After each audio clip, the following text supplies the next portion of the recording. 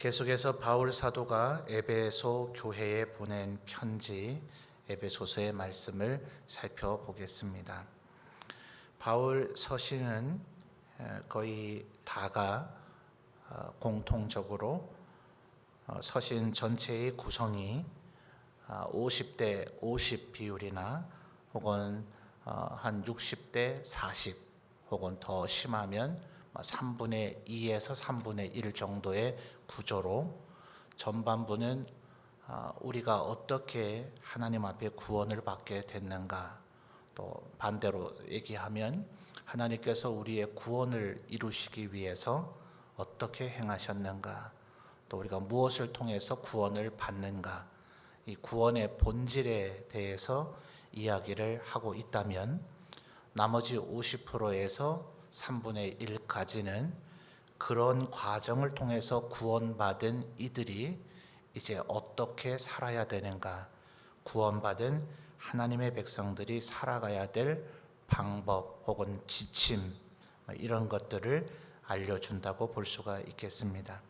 에베소서도 예외가 아니죠. 총 6장으로 이루어져 있는 에베소서 가운데 이제 5장이니 의심의 여지가 없이 이제 구원받은 하나님의 백성들이 어떻게 살아야 하느냐 하는 것을 이야기하고 있는 것입니다.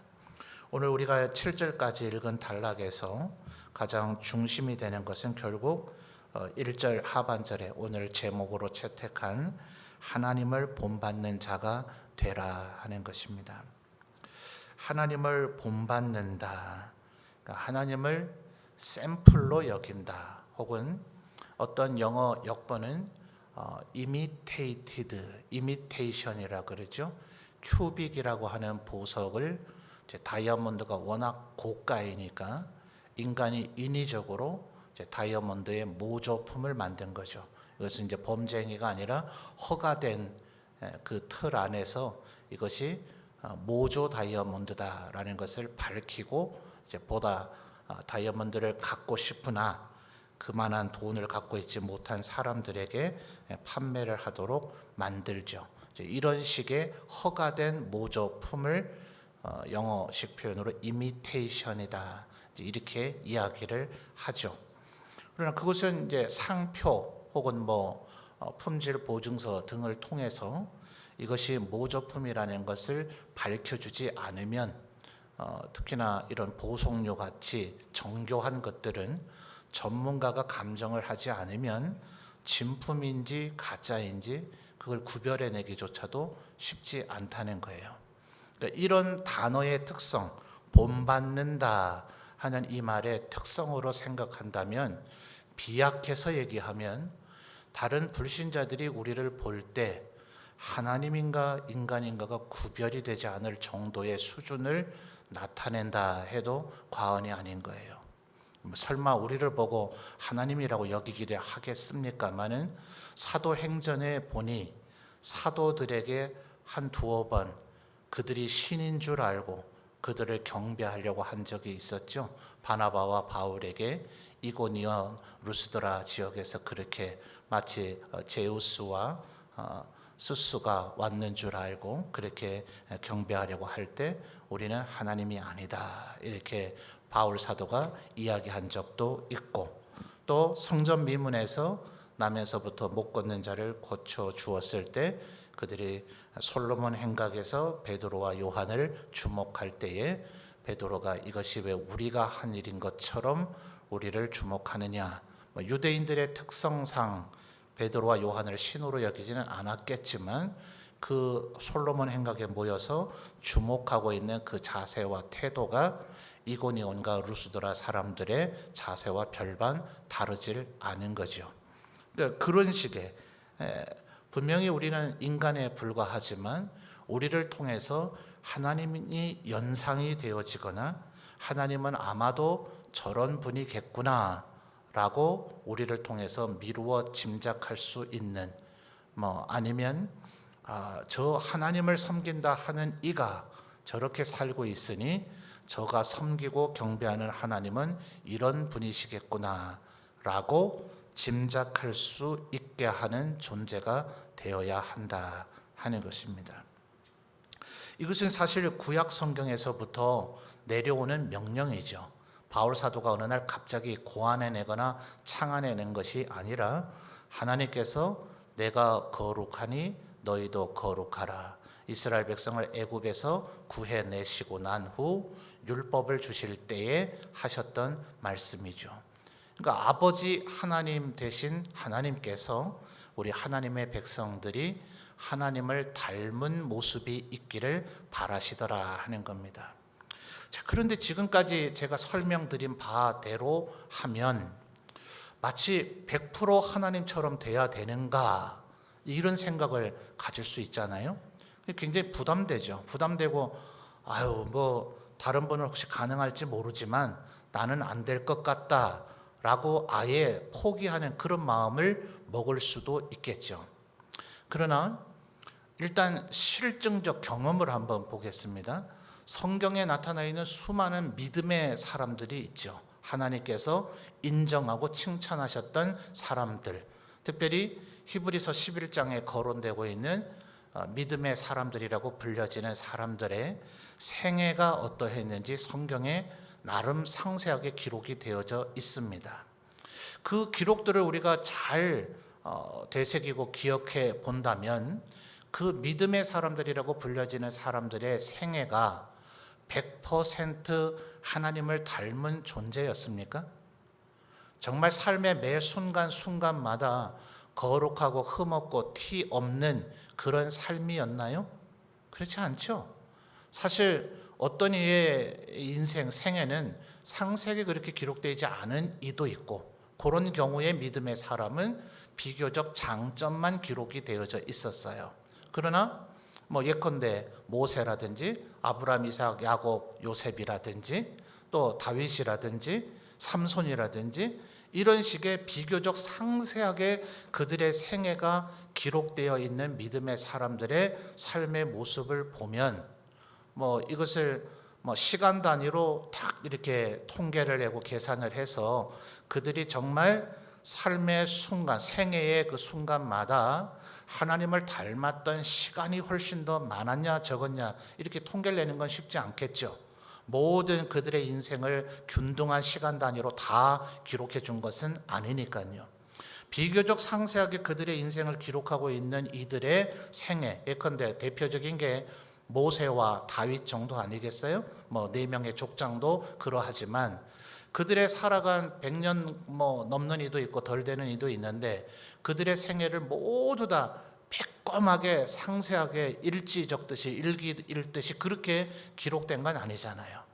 어떤 것은 하루 이틀의 사건을 몇 장에 걸쳐서 분 단위로 시간 단위로 아주 상세하게 기록하고 있는가 하면 어떤 순간에 인생의 20-20년은 그냥 한 절로 바로 건너뛰고 말잖아요.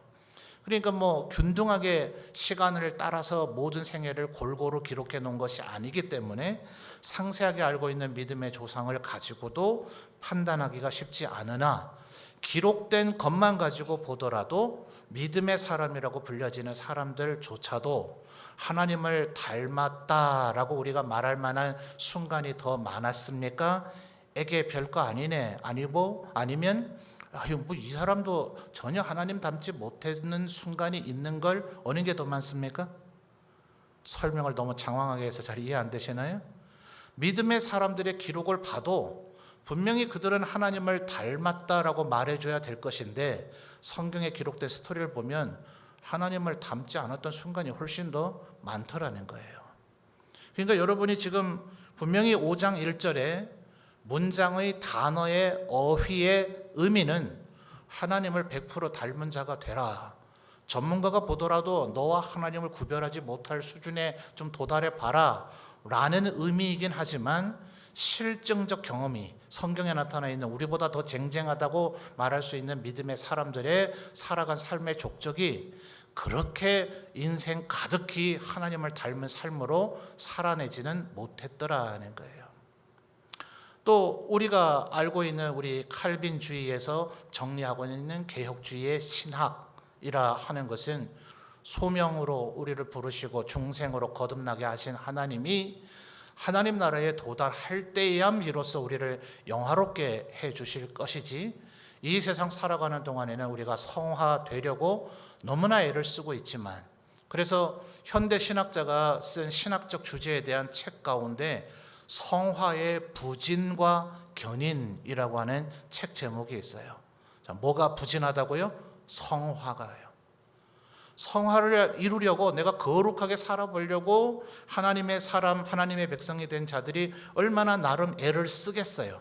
근데 자기는, 자기 딴에는 애를 썼는지 모르지만 제3자나 혹은 보편적인 우리 하나님의 백성으로 간주되어졌던 성도들의 삶을 보면 성화가 너무나 지지부진하다고밖에 말할 수 없는, 그래서 하나님의 견인이 있지 않았다면 그 누구도 하나님 나라에 도달하지 못할 수준밖에 되지 않더라는 거예요.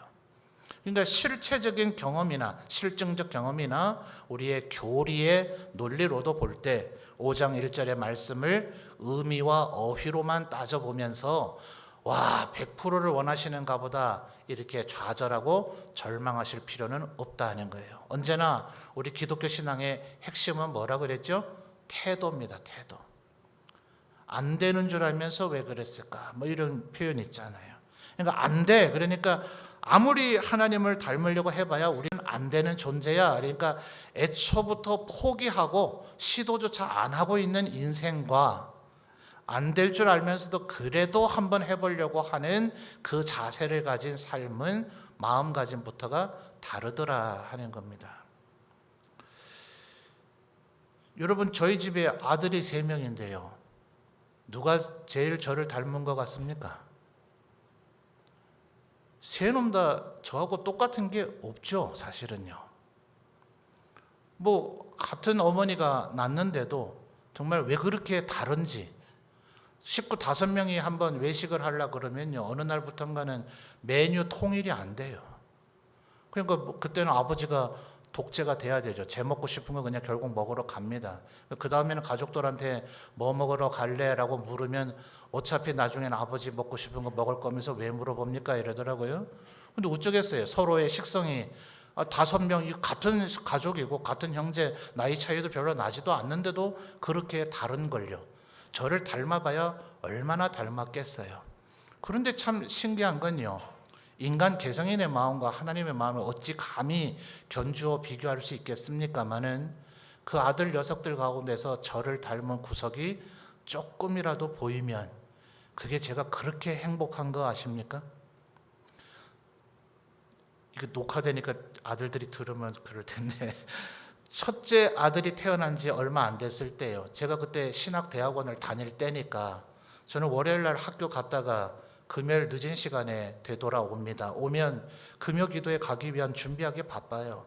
뭐 좀 학교에서 일주일 지내면서 기숙사에서 씻는 시설이 잘 돼 있긴 하지만 그래도 집에서 씻는 것만큼 못하니 그래도 좀 씻고 단장하고 그래도 전도사답게 하고 교회를 가야 될 거 아니에요? 그리고 저녁 먹고 이러다 보면 뭐 금요 기도에 갔다가 토요일 아침 교육자 회의하고 주일 준비하고 주일 지내고 이러다 보면 월요일 아침에 또 학교 가기 바쁘고 이래요. 그러다 보니 첫째 애하고 저는 정이 들 틈이 별로 없는 거예요. 애가 점점 이제 말을 하기 시작하고 자기 의사 표현하기를 시작을 하는데, 어느 날 이제 방학을 해서 집에 왔는데 아무래도 아내가 결혼 초에, 그때 당시 부모님은 좀 멀리 계셨고 친정이 있는 교회에서 제가 결혼을 했는지라 친정 가족들이 다 같은 교회에 있습니다. 그러니 뭐 남편 학교 가 있는 동안 아내는 뭐 하겠어요? 더러더러 친정에 갔겠죠.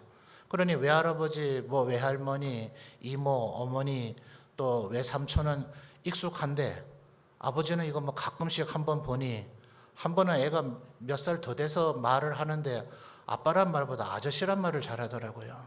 그래서 제가 우스갯소리로 주중에 도대체 어떤 아저씨가 집으로 오길래 애가 아빠란 말보다 아저씨란 말을 더 잘하냐 제가 이랬었는데, 그런 정도 되는 아이에게 우리 가족들, 어른들이 가끔 그런 거 하지 않아요? 그때 아마 제가 딸기였던 걸로 기억을 해요.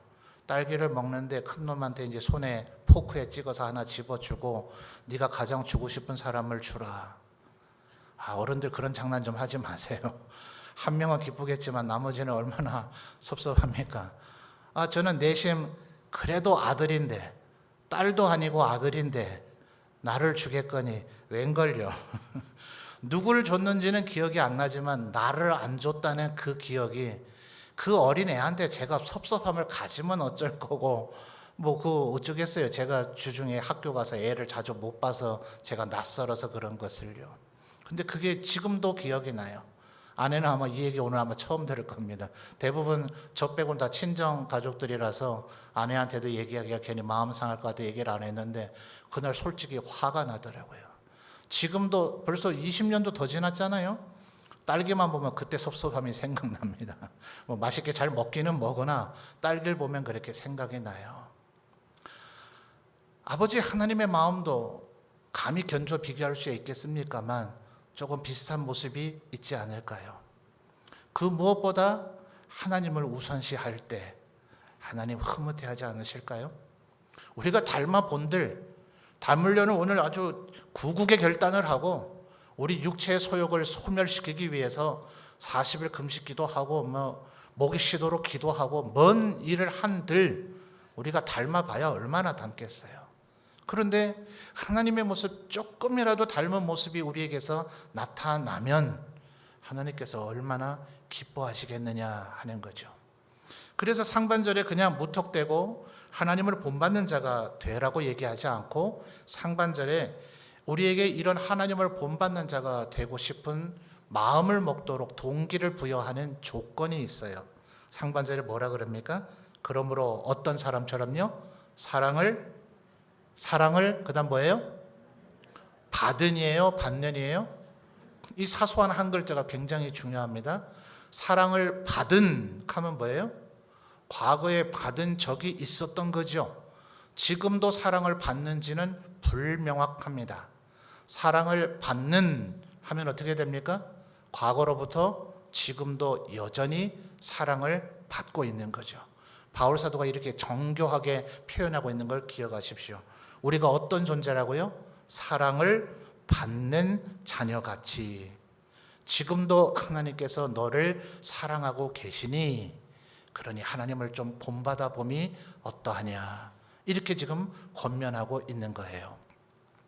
하나님께서 우리를 사랑하신다는 걸 생각하면 아마 우리들 하나님을 닮고자 하는 마음이 많이 생기겠죠. 그런데 여러분, 주제에서 정반대로 한번 이렇게 생각을 해보시면 어때요? 지금 바울 사도가 이 표현을 하고 있다는 것은 자기 자신도 하나님으로부터 사랑을 받는 자녀라고 지금 느끼고 있기 때문에 이렇지 않겠습니까? 자기 자신이 하나님으로부터 지금은 사랑을 받고 있지 않다고 여기고 있다면 다른 이에게 감히 단언하면서 너는 지금 사랑을 받고 있으니 하나님을 닮는 자가 되라고 말하기 어려울 거예요. 자기 자신도 하나님께 사랑을 받지 못하는데 다른 이가 사랑을 받고 있는지 안 받고 있는지 어떻게 확신 있게 말할 수 있겠어요? 그러니 바울 사도는 지금 자신이 여전히 하나님의 사랑을 받고 있다고 여기고 있는 거죠. 이 사실이 놀랍지 않습니까? 노년에 감옥에 갇혀 있는 바울이 온갖 시련과 고생과 풍파를 겪은 삶을 살았던 바울이, 우리가 바울 서신에서 여러 곳에서 발견하고 있는 바대로 아마 이 자리에 계신 연세 많으신 어르신들 정말 살아오신 생애가 고생스러우셨을 거예요.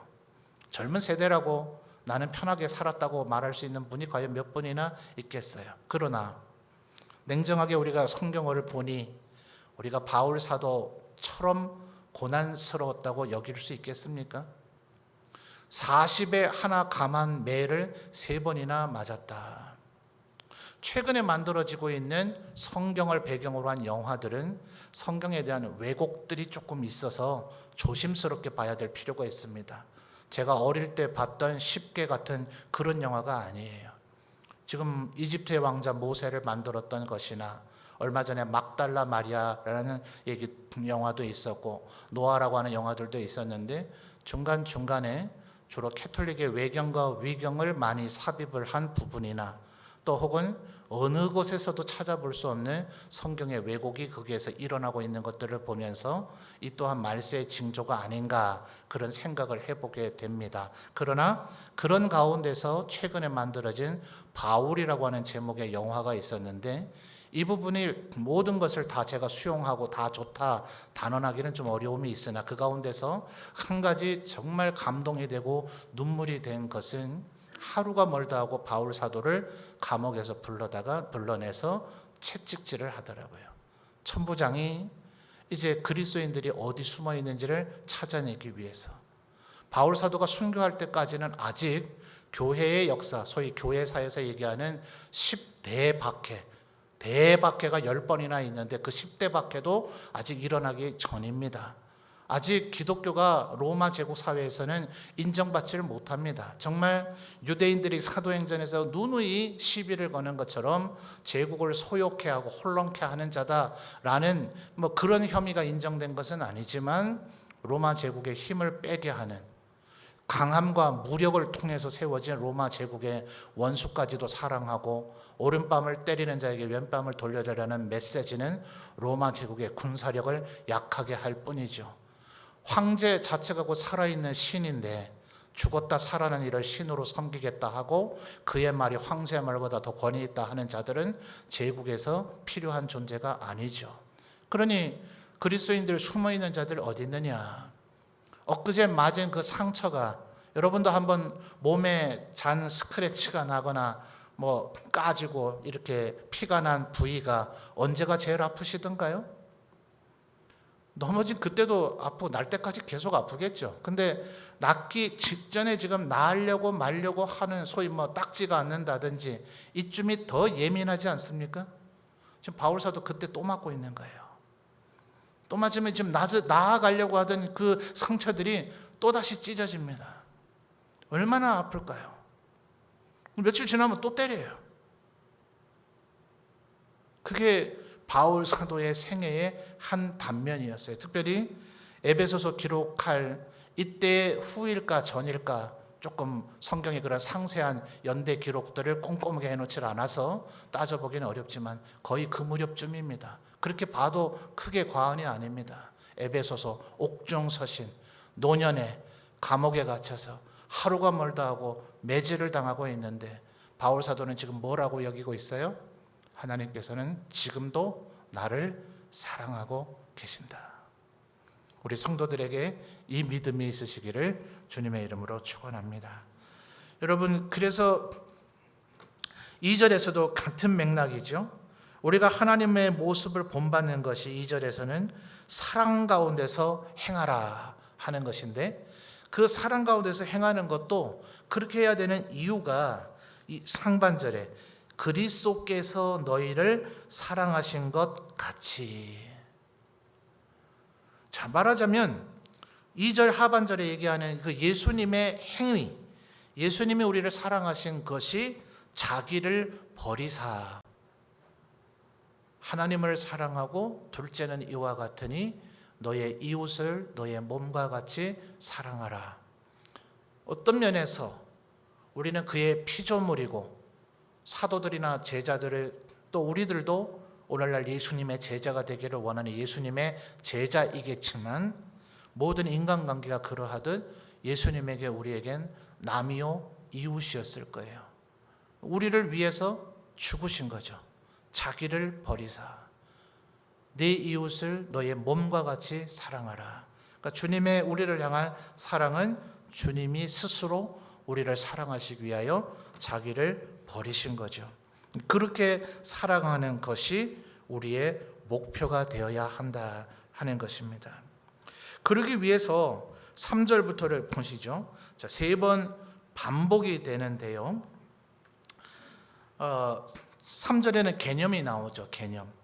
음행, 그다음에 온갖 더러운 것, 그리고 탐욕이 나옵니다. 5절로 건너뛰어 보면 실제로 이 음행과 3절에 얘기한 더러운 것과 탐욕을 행동으로 옮기는 자들이 나타나죠.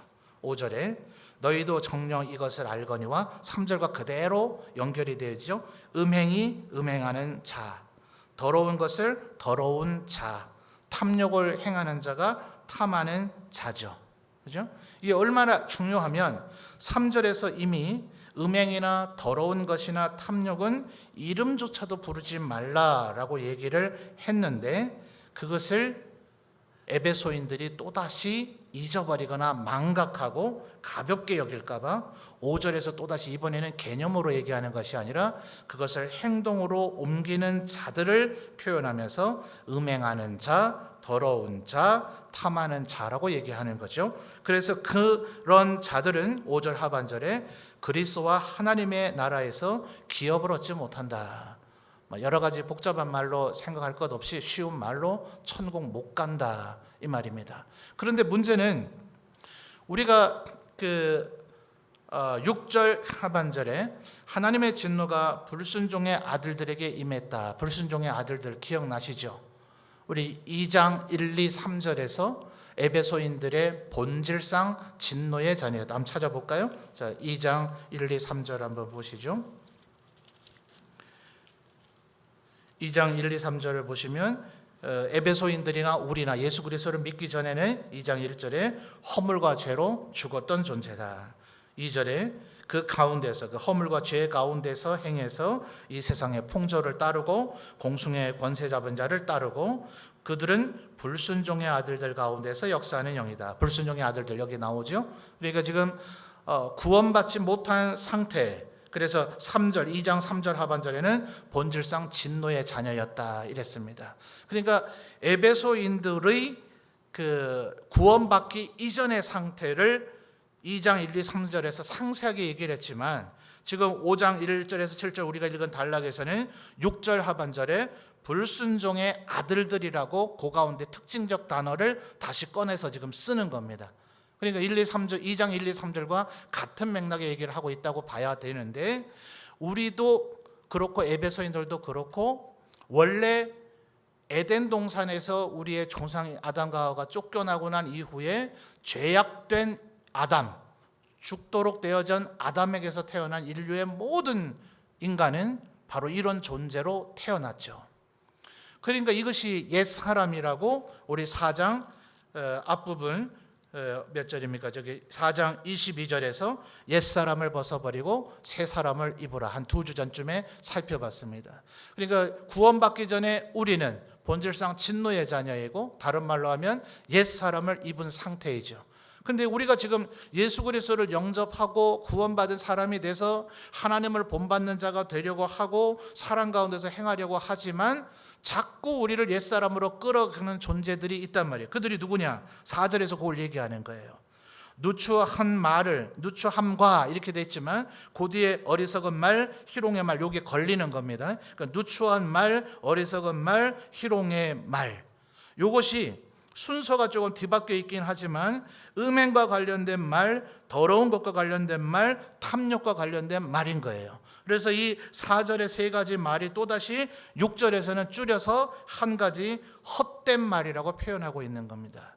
말하자면 음행과 더러운 것과 탐욕이라는 그 개념을 우리 주위에 악한 자들, 특별히 그래서 6절 하반절에 하나님의 진노가 불순종의 아들들에게 임하나니 7절에 그러므로 그들과 함께하는 자가 되지 말라. 이들이 우리에게 함께하면 누추한 말이나 어리석은 말이나 희롱의 말을 통해서 우리에게 음행과 더러운 것과 탐욕을 전파하고 다시 기억나게 하고 다시 꼬드겨서 우리로 하여금 음행하는 자, 더러운 자, 탐하는 자가 되도록 만들어버린다 하는 거예요.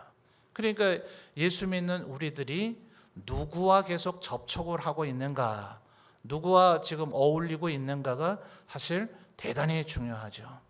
그래서 철이 잠언에 나오죠. 철이 철을 날카롭게 하는 것처럼 친구가 그 친구의 얼굴을 빛나게 한다. 우리가 긍정적인 말을 하는, 또 늘 기도하려고 애쓰는, 말씀대로 살려고 하는, 말씀을 나누고자 하는 그런 친구들을 자꾸 사귀어야 되죠. 그래서 그런 얘기들을 자꾸 들어야 돼요. 그런 얘기들을 자꾸 들어야, 자, 아까 제가 우스갯소리처럼 딸기 얘기를 했습니다만 저희 큰아들이 왜 결국 딴 사람에게 딸기를 줍니까? 그 사람을 더 많이 만났으니까요. 하나님을 우리가 더 자주 만나지 않으면 하나님 앞에 선한 것을 드리고자 하는 마음조차를 먹기가 어려워요. 하나님을 닮아갈래야 닮아갈 수가 없어요. 누추한 말, 음행하는 말, 더러운 말, 탐욕스러운 말을 하는 사람들과 늘 어울리고 늘 그들을 접촉하면 내가 아무리 안 그러려고 해도 내가 어느 사이에 다시 그런 존재로 되어버려요. 왜냐하면 우리는 원래 그런 존재였으니까. 원래대로 되돌아가기가 얼마나 쉬운지 몰라요. 그래서 예수님 말하기를 진주를 돼지에게 던질 수 없고 개에게 거룩한 것을 개에게 줄 수 없다. 개는 그 원래 더러운 것을 다시 먹지 않더냐 하는 거예요. 우리가 거룩하게 되기 위해서 무던히 힘쓰고 애쓰지 않으면 그러면 우리는 순식간에 죄악된 원래의 상태로 돌아갈 수 있다 하는 거예요. 그러니 여러분, 인간관계가 넓은 것도 좋지만 인간관계를 신중하게 하셔야 돼요. 너무 많은 사람을 만나는 것은 좋게 여기면 전도의 동기와 기회가 될 수도 있지만 내가 그들과 휩쓸릴 수 있다는 것을 기억하셔야 돼요. 아브라함이 기럇 아르바에서 하나님만 예배하며 살 때는 그런 거룩하고 경건한 존재로 유지가 되어질 수 있습니다. 그런데 애굽에 내려가거나 그랄 땅에 가게 되면 거기에서 순식간에 옛 습관이 나와서 자기 아내를 이복 누이인 자기 아내를 누이라고 거짓말하게 되는 거예요. 롯이 아무리 아브라함을 따라왔다 하더라도 소돔 고모라에 계속 살게 되면 그가 선하게 살고자 하는 그 의지가 소돔 고모라에서 아무런 영향력을 행사하지 못하는 거예요. 숯 구덩이 속에 있어야 그래야 이글이글거리는 열기를 낼 수 있지, 혼자 떨어져서 물구덩이에 들어가면 그 물을 증발시킬 힘은 없는 거예요. 그러나 숯이 수백 수천 개가 모여서 거기에 활활 이글거리는 그런 힘을 얻게 되면 거기에다 물을 부으면 그 물이 불을 꺼뜨리지 못하고 순식간에 증기로 변해버리고 마는 거예요. 우리는 언제까지나 그리스도인들과 함께 있어야, 그들과 거룩한 영적인 교제를 해야 영이셔서 우리의 눈에 보이지 아니하시고 말씀으로 우리에게 기록으로 하나님을 믿게 하시는 그 하나님을 더 가까이 하고 하나님을 본받고 사랑 가운데 행할 수 있다 하는 것입니다. 그러나 오늘 이 저녁에 말씀드린 이 수많은 설교의 논리나 어떤 교훈보다 우리 1절과 2절의 상반절에 하나님께서 여전히 나를 사랑하고 계신다. 예수님께서 나를 사랑하셔서 십자가에 달려 죽으셨다. 이 사실을 우리가 마음속에 새길 때 우리가 주님을 닮아보고자, 주님 흉내내보고자 하는 그런 동기가 우리의 마음속에 더 생겨나게 되어질 줄 믿습니다. 다시 한번 오늘 우리의 마음속에 이것을 새기셔서 주님이 여전히 나를 사랑하시니 주님의 마음을 기쁘시게 해드리고자 조금이라도 더 주님을 닮아 보리라, 애써 보리라, 힘써 보리라 다짐하고 결단하시는 저와 여러분이 되시기를 바랍니다.